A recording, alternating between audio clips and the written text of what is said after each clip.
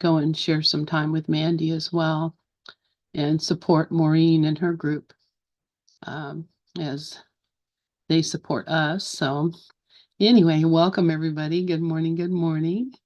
Here, I'll put on my camera so you can see my real face. Just waiting for, yeah, that's good. Things are working as it should. Just slow. There we go. All righty. All right. Good morning, Iris. Would you like to pray us in? Good morning, Lynn. Good morning, all. And I'm going to pray us in.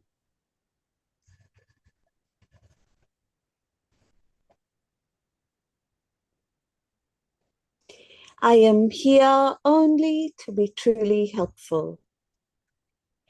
I am here to represent Him who sent me. I do not have to worry about what to say or what to do, because He who sent me will direct me. I am content to be wherever He wishes, knowing He goes there with me. I will be healed as I let Him teach me to heal. Amen. Amen. Amen. Amen. Thank you so much, Iris.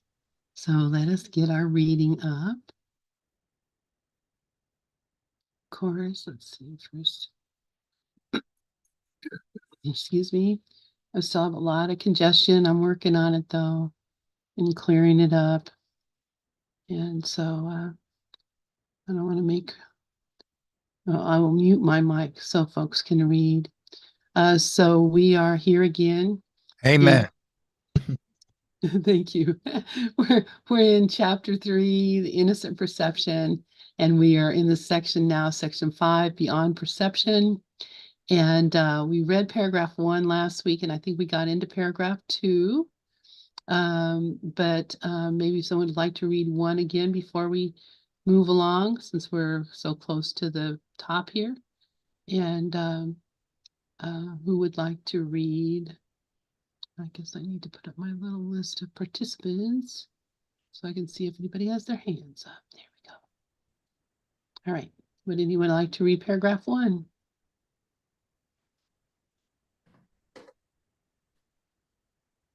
Yes, I will. Thank you, Rafi. I think you might have read this last week too, so I think it's I perfect. did, yeah. Okay. Not perception. I have said that the abilities you possess are only shadows of your real strength, and that perception, which is inherently judgmental, was introduced only after the separation. No one has been sure of anything since. I have also made it clear that the resurrection was the means for the return to knowledge, which was accomplished by the union of my will with the Father's. We can now establish a distinction that will clarify some of our subsequent statements. I love that no one has been sure of anything since. And the whole thing about separation is illusion. You can't be separated from the divine infinite oneness being. It's not possible. And we hang on to this illusion because we think we're these bodies, and woo, none of it's real. Yeah. None of it's real. And no one has been sure of anything since perception came into our thought, the idea that there was something outside of us. Because you can't perceive something that you are. You can only perceive something that you experience as outside of you. And if you think there's something outside of you, then you're coming from something that isn't true. You're coming from an ego mind perspective, which isn't real. Yeah. So, yeah. So the resurrection was the means for the return to knowledge, which was accomplished by the union of my will with the Father's. It's an interesting statement there. The resurrection occurred because he knew who he was. And so it wasn't like he was gone anywhere. Nothing had happened. Um, and the union of my will with the Father's is what allows me to be the resurrected Christ. That's what we are. And so we can now establish a distinction that will clarify some of our subsequent statements. So he's going to now give us some kind of instruction about the terms that we use in the course and that people use in general conversation that we need to define because we have gotten confused about what we're doing. That's what he says. Okay, so who wants to read paragraph 2, or anybody else have anything on paragraph 1?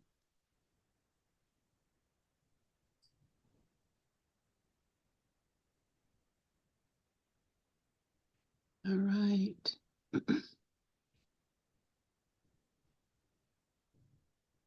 Okay, I guess I'll read paragraph 2. No takers here.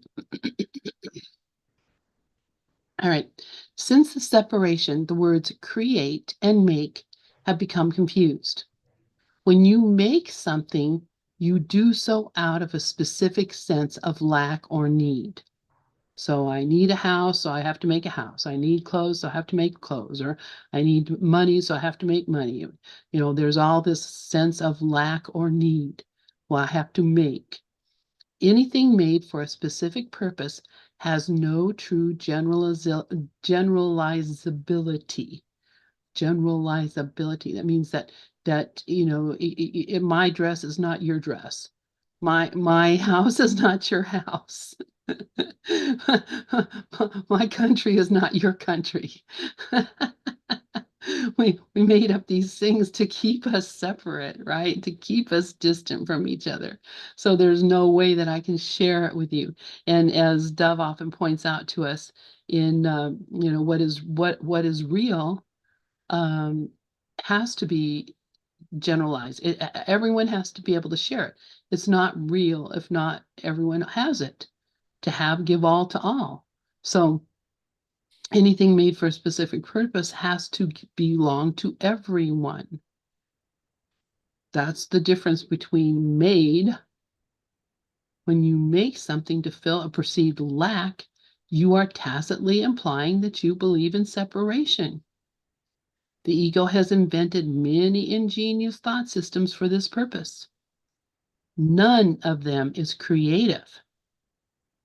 Inventiveness is wasted effort, even in its most ingenious form. The highly specific nature of invention is not worthy of the abstract creativity of God's creations.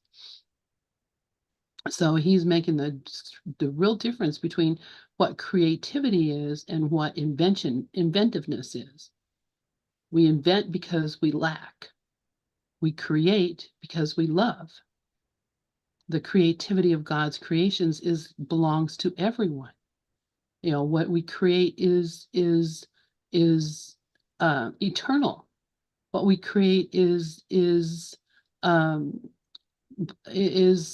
generalizable. What we create never ends. It is omnipresent. It is everywhere. And it is love. Love is the creation of God, and God's creations, love belongs to everyone. Anybody have any thoughts about this paragraph? Let's see what's in the chat.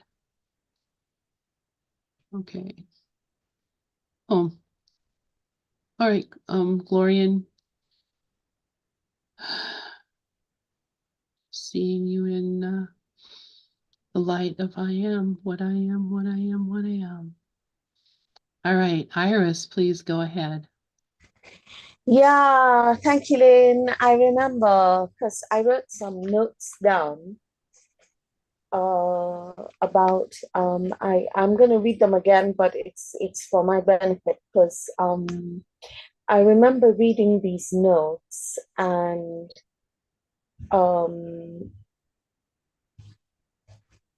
yeah, I'm going to read this right now. So I remember we talked about lack is equal to listening to the wrong teacher, which is the scarcity principle, and the ego mind equals lack. Ego is, quote, separate, lack, and limitation, quote. If I am seeing any kind of lack, I am not accepting the atonement for myself. And lack equals want equals lack. It is a feeling that can be released in the moment that it is felt. I remember Rafi wrote that.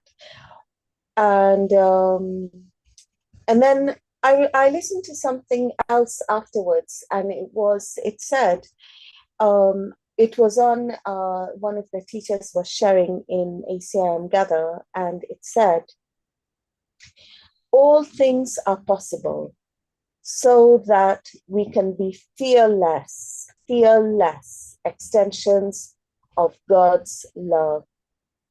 And that is living in the now and living in today. And lack is listening to the wrong teacher.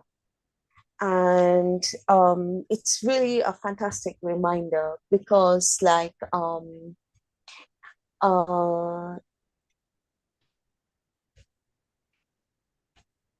because I think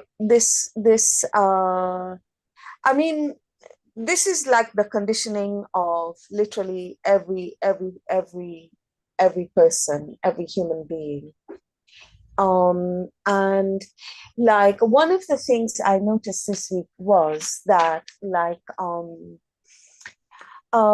many times I'm looking, quote, for the silence, quote, I'm looking for, and I'm looking for the silence. And it's like saying that God is absent. I'm looking for God, and God is absent. It's the same kind of idea.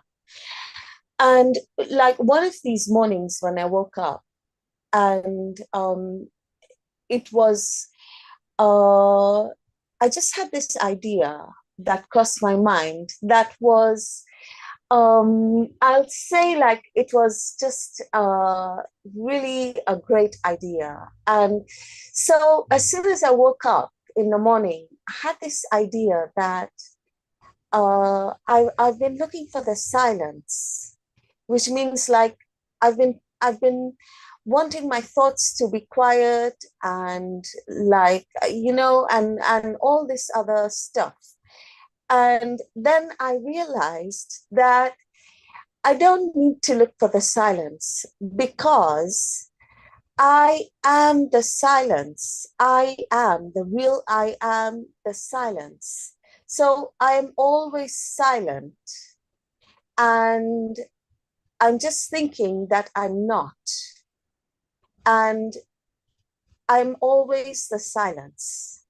And and then there's that lesson that my thoughts are images I have made. And like it's like the silence is looking at the thoughts, which are the images, and they don't mean anything. And everything we are looking at is a thought, like everything, including a pen or a cup or whatever it is that we are looking at. It's a thought in my mind, but I am the silence. And so I don't have to look for anything because I am that already. And so I just kind of realized that. So every time this week I'm looking for silence, Then I remember I am the silence. I don't need to look for the silence. And I'll hand back to Lynn.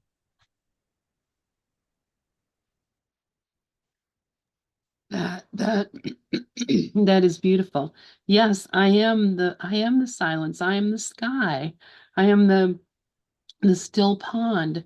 And the things that come through the clouds, or the ripples that come through to disturb, as long as I'm focusing on those things, I'm not experiencing the silence that I am. I'm not experiencing the love that I am. And so, yeah, it really is a matter of looking directly from what I am, and not imagining that I am this other thing, this thing that can be disturbed by the noise. I can I can I can actually see myself then being the quiet that I really am, the silence that I really am, and all these others, these ingenious uh, thought systems that come in to try to, first tell me that I'm missing something. First, first telling me I'm missing something, and then telling me, you got to get that thing you're missing, or bad things will happen, or you won't have what you need, or somebody will hurt you, or whatever the thoughts are that the disturbing intention. It's not because ego wants to upset us or hurt us or make us sad or anything like that. It's because we want to see the alternative. We want to see the opposite. We want to see something else. And if you want to see something else, you will be shown lots of stuff. So I love that. Thank you, Iris. So beautiful. So exactly, I am that I am. And what I am is that peace. I am that thing. Anybody else have any thoughts about this particular paragraph? Just this whole idea of I need to do something and I don't. I need to do nothing. Okay, well, let's move on to paragraph 3. Who wants to read paragraph 3 for us?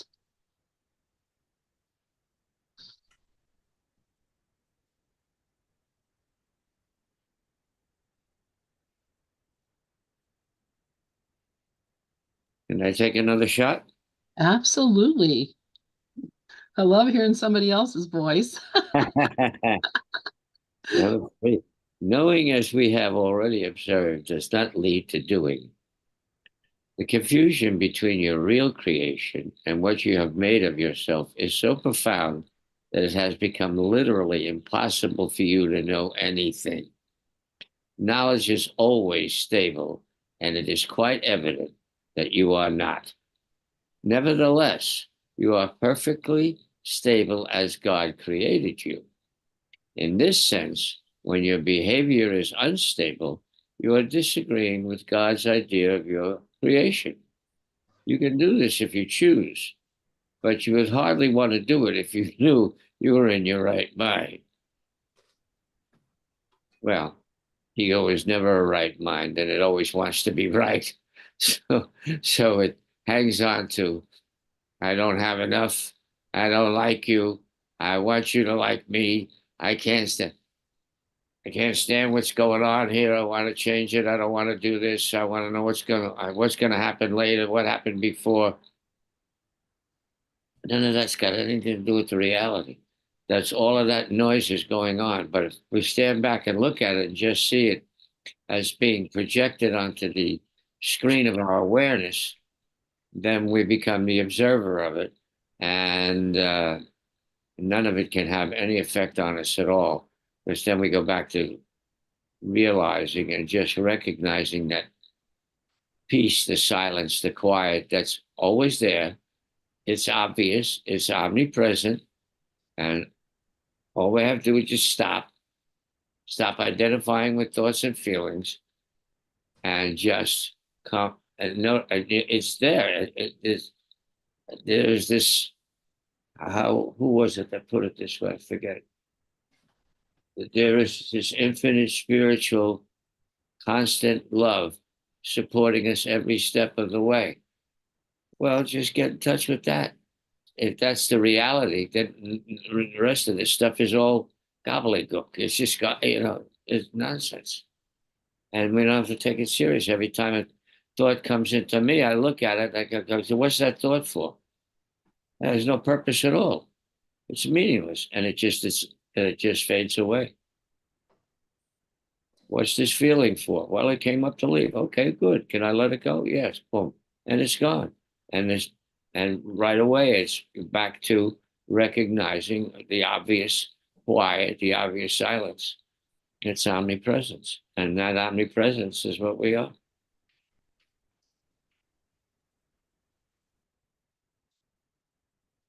Thank you so much for that, Rafi. Yeah, that this is what you brought up some excellent points. What is this thought for? Well, it came to leave, it came to go, came to pass. It didn't come to catch my imagination, draw me into a story, get me upset and afraid. It didn't come here for those things. I mean, it did come here for that because that's the ego's purpose for it. But the reality of it is that all things they come to pass. They come to flicker for a moment in my imagination and give me a choice. Do I want to follow this thing, or do I want to remain in this place, this right mind that Jesus is talking about here, in this stable place where I am, and being perfectly stable as God created me means that I'm unwavering, I'm unflickering, I'm just right here being in this here now. And that's my choice. That's my choice. Can I play So, here? Yes, you can do anything you want. exactly. Anything you want. Anybody else have any comments on this paragraph?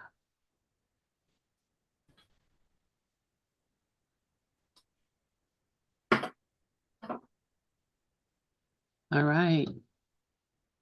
Well, then let's move on to paragraph 4. We're moving fast, and I'm not faulting anything. I'm just like, okay, we're hearing the story. We're hearing the point. We're getting the understanding of what it is that we're being given here. Who would like to read paragraph 4? And if no one wants to read, I will be happy to read. All right, I try. Regis has unmuted himself. Come right ahead, young man. Right. The fundamental question you continually ask yourself cannot properly be directed to yourself at all. You keep asking what it is you are. This implies that the answer is not only one you know, but is also one that is up to you to supply. Yet you cannot perceive yourself correctly. You have no image to be perceived. The word image is always perception related and not a part of knowledge. I'll say that again. The word image is always perception related and not a part of knowledge. Images are symbolic and stand for something else. The ideal of changing your image recognizes the power of perception, but also implies that there is nothing stable to know.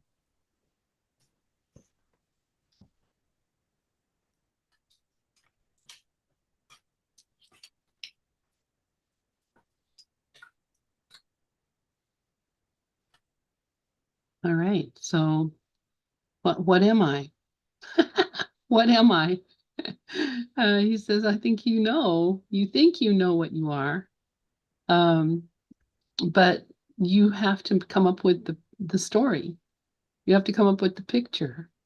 And how many of us, when we get together in a group, we meet new people, maybe we're at work and we're in a new work team or whatever, and they do the thing of get to know you when you go around and say, who I know, what I think I am. These are all stories that we have to make up about ourselves. And sometimes we make it up right on the spot, and other times we have our whole life that says, yes, I was abused as a child, and I'm of the wrong side of the tracks, and I went to school and educated myself, and now I'm this and I'm a that. I'm a lawyer. I'm a, whatever. We're making it up. We're just making it up. We can make up anything. Yeah. I love And it. I think the first, I know that question, like you say, in the corporate world and different, you could be participating in some local organization and everybody introducing themselves and they ask that question, But when we're asking ourselves, I think the first question is not an answer. The first statement is not an answer, it's a question. Because when I ask, who am I think the first question is, who's asking?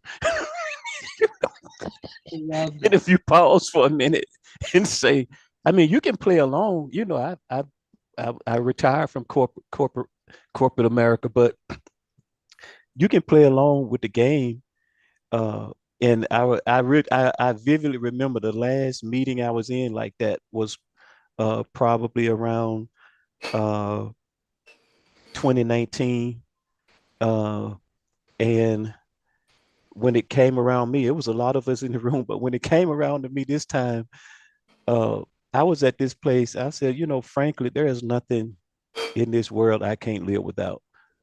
And that's just that the room just went silent. Cause, you know, I said, I think y'all may be stopping at the wrong person because, at this point, I'm not going to play this. I can't play this game anymore. I have to be true, Yeah. and because, it's just like a setup. They want to know what your pressure points are Mhm. so that they can say, oh, well, remember your goals. You want to take your wife on that vacation in Tahiti, or you want to buy that new house, or you got grandkids. So now when we ready to manipulate you and twist your arm, you know, we want to know exactly what your trigger points are. So I just like, let's cut to the chase. There's nothing in this world that I can't live without. There's nothing that I have to have. There are things that I will do and care to do, but I'm not tied to it like that. And I think that's the whole essence of the course is, one of the things that meant so much to me when I read in the course asks the questions, what do you hold dear? It's not attacking your lifestyle or who you think you are, but do I hold this reputation dear? If I didn't have this reputation tomorrow, would I jump out the window?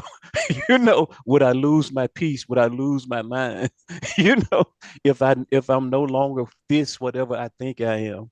And it's having that knowingness of, and that's what this is saying as I kept reading, image is not knowing, image is perception. So I shut up. I see all these other hands up.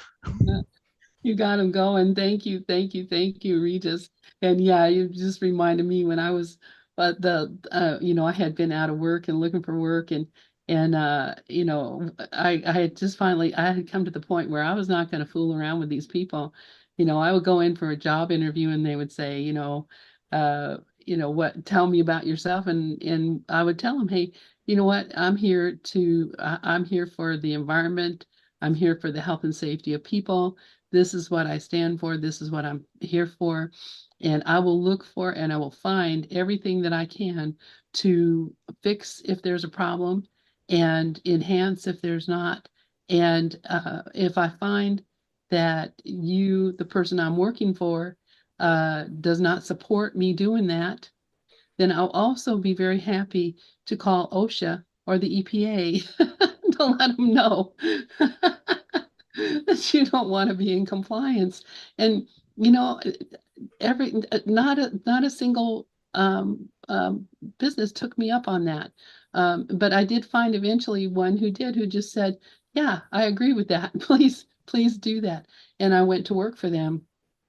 And uh, you know, that's what you just have to this is it, no further, this is where I'm going. So, but I did get some funny looks from people, I'll tell you what, and, some nice rejections also, but, I didn't care. I'm not going to fool around with people and do what I know is wrong or allow what I know is not helpful to happen. So, um, doesn't win you a popularity contest with your boss, that's for sure. Rafi, please go ahead. Yeah, great share, Regis. That was just beautiful. I just want to address the part there it says asking what it is that you are. So many of the masters, Ramana Maharshi, Lester, Robert Adams, Yogananda, all go back to the power of inquiry. What am I? And if you answer the question, the answer comes from the mind. And if it comes from the mind, it's wrong, period. You don't answer the question. You let it sit there, and the answer will come when it comes from the truth of what you really are. It gets revealed to you. That's that's the whole purpose of all of this. There's no reason. I mean, we're not here to make the dream better. We're not here to make it better. Again, the closer you get, closer I get, the closer we get to remembering the truth of what I are. It gets better on its own, but it's still just a dream. So, but if you put the stuff in the dream first, then you're into lacking and wanting and suffering, and it's never going to be satisfied because it also always comes from that ego victim mentality. But if you just ask, what am I? And just let it sit there, the quiet takes over completely. And I mean, I do it all the time. And the effectiveness, you can't even measure it. And once again, the answer comes from if an answer shows up, it comes from the mind, and it's a lie. So because the mind has no clue, the ego mind has no clue what the reality is. So that's what came up for me for this, and it's just I can't tell you how happy I am right now. Happiness is just flowing out like crazy. Thank you. I feel your joy spilling out there, buddy. I love it. Thank you so much, Rafi. Please, Glorian, go ahead. Yeah, thank you, Rafi. Thank you, everyone, for sharing. And what you just said, Rafi, be still and know. That's the answer. This paragraph was coming to me, it's really important. The fundamental question you continually ask yourself cannot be properly be directed to yourself at all. You keep asking what it is you are. Who is asking? And it reminds me of who told you. This implies that the answer is not only one you know, but is also one that is up to you to supply. Yet you cannot perceive yourself correctly. And Jesus tells us, I do not know what anything is for. The ego does not know. You have no image to be perceived. The ego doesn't exist. The word image is always perception related and not a part of knowledge. Image, imagination, perception, duality, good and evil. Part of knowledge, the experience of the oneness that I am. So there's no question once we move into that space of knowledge. Images, imagination, are symbolic and stand for something else. They stand for the wrong mind. The idea of changing your image recognizes the power of perception. So like Rafi was saying, we can change the image and make a different illusion or what we seemingly evaluate to be a better illusion. But it also implies that there is nothing stable to know. So when we're in that wrong mind, it changes. Everything changes. And the recognition, I think, that this paragraph is really bringing us to look at is that we are that image. The ego is an image, and the image is the last thing to go. Thank you.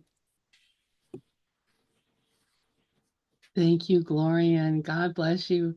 I'm so glad you're able to speak up, and this is just so beautiful. This is not what I am. I am. And none of these stories or images are even remotely reflected. Remotely reflected. Regis, please go ahead. So thanks, Gloria. And I felt the love with you and Rafi. Rafi talking about he's so happy. I'm like, I'm so happy right with you, Rocket. That's Rafi, that's just totally shift my mood. But don't get before I say this, let me say this. Don't get lost in the metaphor.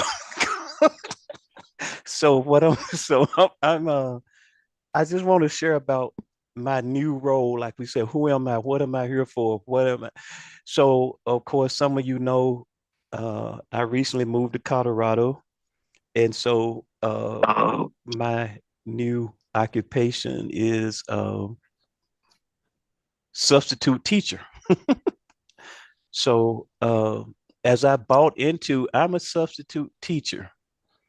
uh, these kids are left in, I'm responsible, and just because their teachers out, they need to learn, they come to learn. I need to make sure that they get an education for these however many hours I'm with them. But but then you know what? I was nervous. I was y'all can't imagine Regis being nervous, but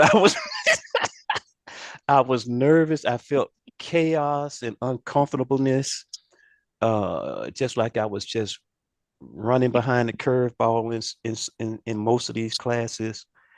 And then uh, I realized, I had the realization of what I'm there for. And I'm there to help even these little kindergarten, first grade, fifth graders, whatever grade. I'm here to help them realize the truth of who they are, the God that they are.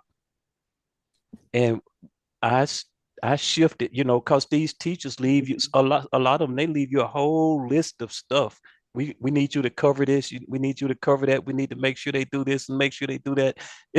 And even behavior, they have like, well, if they do this, if they do this, do this. If they talking too much, do this. If they all get up at the same time, make them sit back down and do this. So they have all this stuff, right? And so not only behavior stuff, but they have lesson plans. And so, but as I tapped into uh, why I'm here, let the teachers be the teachers, but that's really not why I'm here. Uh, and I started speaking to the the heart of who these children were. And I actually have teachers that text me after I have had their class for a day and like, my kids have never been so excited. They were showing me all the things they learned after you left and blah blah blah.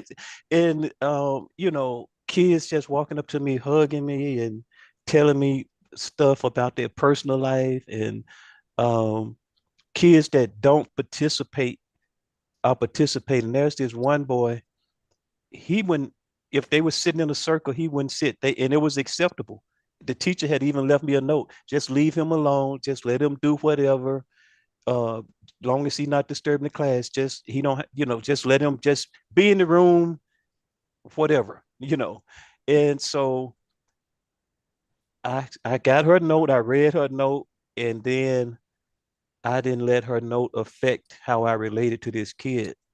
The next Before I left, uh I was with this class 2 days in a row for the whole day. This kid had joined the group, was actually joining the group, raising his hand, asking questions. If I ask a question to the class, his hands is the first one pop up. Let me answer. And so it's just when this world will offer us many opportunities to tell us about that image, about that perception. And it can be a job, and we can be responsible on that job, but we can still move and stand in the truth of who we are, even on that job. And if we don't buy into it too hard, we buy into the parts that we have to do to take responsibility for the agreement we made. But if we don't make that who we are, no, that's not who Regis is. Regis uplifts. and I uplift even these little children, no matter what age they are. You know, I came from a generation kids will be seen and not heard. And that's the way a lot of teachers maintain their class. But I come into the classroom, we are equal. As Doug Fishman taught me for years, we're all equal. And when I come into that class where we're all equal, it's just amazing. And it's amazing to see the transformation. And just one little quick, last little quick story. There's one little girl, uh, she came in, you know, and she was just having a rough day. She started out so, it was so rocky and rugged. And uh, by the end of the day, and I left the teacher a note and left her name and told her, like, by the end of the day, she had totally transformed. And just by me, as we learn in the course, they're not being disruptive or distracting. It's a call for love. So let me just take a moment and love her. Let me just take a moment instead of saying, be quiet, sit down, be quiet, sit down, be quiet, sit down, hold it, pause. It doesn't take but 15 seconds. It doesn't take the whole class or even a whole minute just to say, I see you, I hear you, I value you in whatever way, not those, in whatever way, whatever thing that is that needs to do that says those words. And it's just amazing when we step back, no matter what this world is saying, this is who you are, this is how you're supposed to be, this is how you're supposed to react, respond. We can stay in the truth of who we are. We can stray and we can buy into it, but then all we have to do is just gently move back into the truth of who we are, and we'll see all kind of miracles all around us. Thank you. Wow, thank you so much, Regis, and God bless you. Thank you for what you're doing for our children here in Pueblo. You just think about every single one of those kids they're going home with a better attitude. They're a happier person, and that uplifts us all. That uplifts their family. That uplifts the other children. It uplifts the school. It uplifts everything. And you are doing just as I am here only to be truly helpful. And I am here to represent him, the Christ who sent me. So I don't have to worry about it, what to say, what to do, because he will direct me. And I'm content to be right here, knowing that he's here with me. And you are healing, and we are being healed, all of us, from that. And Glorian has said that your open-mindedness leaves you open to infinite possibilities. Thanks, Regis. I love that. Thank you, thank you, thank you. That was beautiful, Regis. I love it. Beautiful. Yep. Mickey, please go ahead. Thank you so much, Regis and Rafi and Glorian and Lynn. What a great time we have whenever we get together. It's so awesome. What struck me, it kind of shouted out at me in the first sentence. And somebody who was talking about it, I think it was either Ken or somebody in this group was talking about, if you look at the first sentence, it always tells you the most important point that it's about to make. And this one is, the fundamental question you continually ask yourself cannot properly be directed to yourself at all. We don't know what anything is for. We're never upset for the reason we think. We don't know what anything is for. We don't know our own best interests. We don't know poop. I have a tendency to say bad words every once in a while, but I kept myself back. We don't know anything. And we think that we can answer a fundamental question like, what am I? No, you gotta laugh. You really do. We think that some image that we make up, or that what we do in the world to make money defines us, or what what our title is, you gotta laugh. We don't know any of that stuff. And we think that we can ask as fundamental a question as what am I? Not a chance. So I just had to I just had to laugh at that and think, geez, yep, you got to laugh. We have to laugh. We have to stop taking this so seriously because it more and more these days. You know, the other night we were reading something and I just cracked up. You know, the ego's insane. So thank you all so much for reminding me how humorous this all is because I have a tendency to be a little too serious. And I am learning so much in this group. It's awesome. Thanks so much. Thank you, Mickey. Yeah, man, you make me think of that song. Get over yourself. Get over yourself. Stop taking yourself so seriously. I love it. Rafi, please go ahead. We are absolute mirrors of each other. I volunteer to read for children in school, have for the last, I don't know, 15 or 20 years, and from grades K1 through second and third grade. And I read for 3, 4 classes every week. And you're doing what I'm doing. You're introducing love into the curriculum. You're coming from that place of love. And that's what I'm doing. The first thing I do is I say, everybody in the class, go like that. That's the sign language for I love you. And this is sign language for I love you very much. Now I've introduced love into the curriculum. Before I leave every class, I say, okay, I'm going to count to 3. 1, 2, 3. When I count to 3, I want you to point to yourself and say, I love me. So I do that. 1, 2, 3. I love me. 1, 2, 3. I love. Okay. There's love everywhere. If a kid is disruptive, and I know what that's like, what I've developed is I stop because obviously he's looking for attention. He's looking for love, or she is. And I say, do you know why you're doing that? And they stopped dead. And I said, if you don't know why you're doing something, it's probably a good idea not to do it. Now I've given them full attention, and now they start to reflect on themselves. Why am I doing that?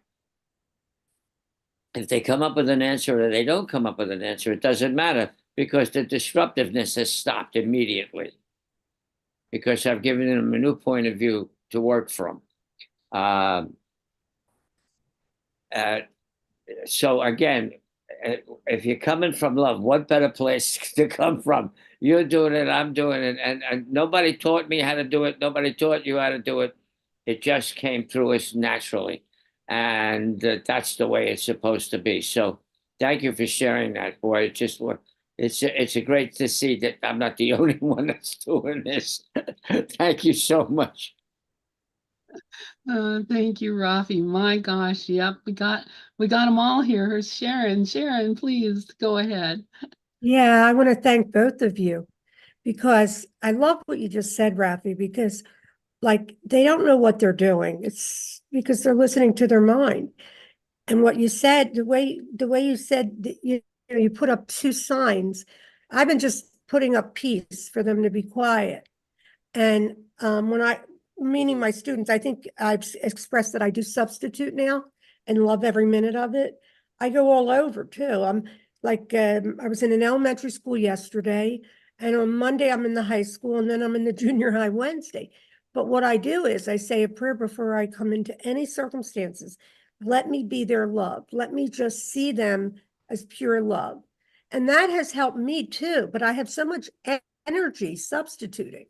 You know, I was teaching in my home and I still do teach a couple kids, but to get in there now with the way it is, the teachers seemingly look burnout. And, you know, I walk in with so much passion and love. And yes, I too am very happy. Like you know, I always knew just because I had an art school just for children for like 30 years. And I always knew they healed me because as soon as I'm around a child, I'm happy, you know. Now, when I had my 2-year-old grandson after 2.5 years, I said, okay, he has to go to daycare because he kept crying.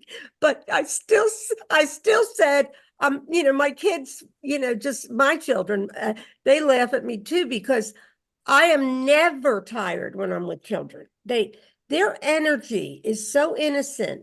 And what they do, and I know you must know this, Regis, if you're in elementary school, they always have to go to the bathroom or they have to go to the nurse.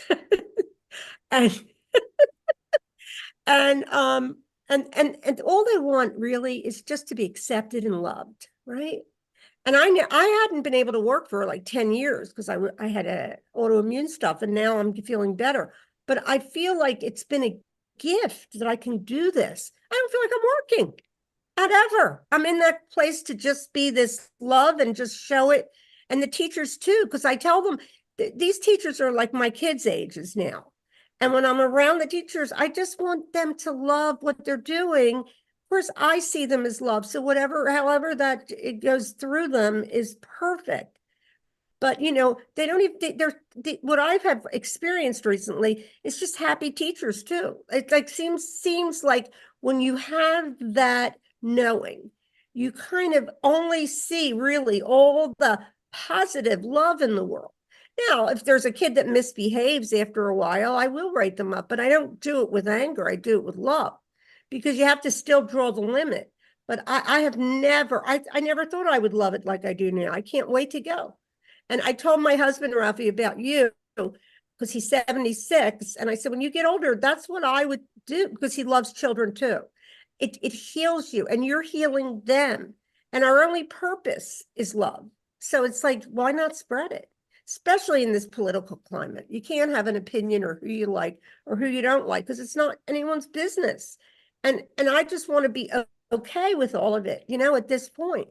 And if anyone knew me like 4 years ago, you would know I've changed, because I was very, I guess, opinionated at that time. Anyway, over to you, Lynn. Thank you, Sharon. And yeah, I see how we've all come through that dark space and into something that is much brighter and much more joyful. And it makes me really, really, really happy to hear these beautiful stories from all of you. Dove, please go ahead. Well, I listening to everybody, and I love the sharing going on. I was just thinking of two things that came up. One is that famous lesson 189, paragraph 7. He says, don't take one thought of what you are. He's telling you that because you don't even know who you are. And the other thing is Ken Wapnick saying, this is a course in unlearning everything. There's nothing here to learn. The ego already knows everything. You can't, but you unlearn everything. So, exactly as I think I heard Rafi and Regis and others saying, it opens up for us when we realize that we don't know. I do not know what anything is for. Lesson 25. Yeah. I just wanted to share that. Thank you, Dove. And so absolutely true. Glorian, please go ahead. Yeah, thank you, Dove. Thank you, everyone. The beautiful sharing this morning. I just want to say that sentence there cannot properly be directed to yourself at all. And Jesus talks about this in the Bible, and or someone does in the Bible, where he says, who told you?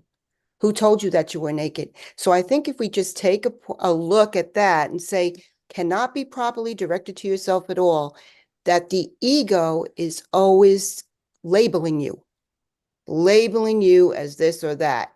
And there's your duality. And if we recognize that we're not those labels, that we exist separate and apart from what the ego labels us to be, and we're that oneness. Thanks. Thank you, Glorian. Absolutely. And that's it. That there is nothing. There is no image. There is nothing outside of what I am and what God made. It can't possibly be. I love that. Thank you. Anyone else? We're getting toward the end of our time. And I'm just, because the Saturday morning is so glorious for me because I start with the lesson with Maureen Muldoon's group and then go through reading about whatever with Bruce, and we have a wonderful time. And then this group, such a joy to have you guys and to be with you all. And let me see. We'll just go ahead and close this out right now. Yeah, every day is a holiday. I love that. Every day is a holiday. Every day is a joy. And you are all my beloveds. I don't know what I'd do without this community. We all Honestly, love it here. I mean, it's like a gravitational pull every time that I know you're on. I just want to come. I love that. And It's right at I'm my sure heart. be here Yeah. all the time. Gloria, how's your headache? Much better, Rafi. Thanks so much. Keep loving it. It'll go away. Yeah, Thank you, dear. I love it. I love it because we are all healers. We're all healed. And just by what we've just been reading, recognizing the truth of what I am, the reality of who I am in God. And, when I'm in that place, the world is healed. I love it because my mind is healed. All right, you guys, I love you all. Glorian, please go ahead. Yeah, just quickly, I want to say that's the whole thing where it's coming in about the label, letting go of the claim of the headache, the label of the headache, and just allowing. So thanks, guys. It was great. And also, I have to say, when Rafi speaks, he just gives so much wisdom. Because that is true. It's all perfect. But it's that pushing against that's the problem. That's it, exactly. And I also want to tell Iris, I love what she shared because I would read this book like, 20 years ago and say, all right, Jesus, just tell me what I am. I didn't know what I was. And then I realized I'm the space. What's that? When you're in the ego, you don't realize, but the space has everything. It's all joy. Absolutely. Yeah. Thank you, Sharon. Thank you. You are joy. We are joy. I love you all. Love you. All right. We'll see you later. Bye all. And reminding you that Mandy is going to be on Speakeasy on Halloween, and she's going to be doing a workshop on writing the power poems. So how to look at what it is and formulate the poem, because the poem itself is like it's like a mantra or a magic spell or something. It's really meant to get us out of our thinking and into the universal mind. So really very powerful stuff. What time So, is it going to be on? okay, let me check real quick here. Do I have it up? I have it up somewhere. Maybe I don't. I might have accidentally closed it. It's actually on a time when Karen is on here. So you look at the calendar, Halloween, and it's a Thursday, so that's it. Oh no, it's a Friday. What am I saying? And so, or wait, no, it is a Thursday. My calendar just didn't move to that when I clicked on it. Come on, baby. You'll know Anyway, by the beginning of the week. You'll know. yeah, I'll let you know, and I'll send out I don't know if I'm going to go or not. I just love her. When I'm in school, I just listen because, sometimes I just go on to YouTube because it's just easy that way. With Zoom, it can be harder. But yeah, I love it that you're listening to us when you're at school with your kids. So yeah, I love that. I love See it. everyone.